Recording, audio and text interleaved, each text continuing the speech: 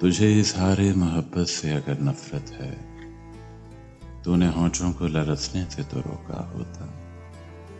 बेनियाजी से मगर कांपती आवाज के साथ तूने घबरा के मेरा नाम तो पूछा होता।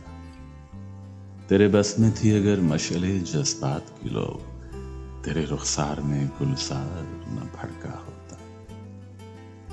यूं तो मुझसे हुई सिर्फ आबो हवा की बात, अपने टूटे हुए फिक्रों को तो परखा होता।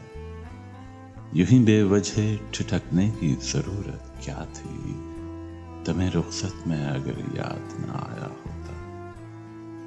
तेरा गमाज बना खुद तेरा अंदाज़े खराम, दिल न संभला था तो कदमों को संभाला होता। अपने बदले मेरी तस्वीर नजर आ जाती, तूने उस वक्त अगर आईना देखा होता। हौसला तुझको न था मुझसे जुदा होने का, वरना काजल तेरी आंखों में न फैला होता।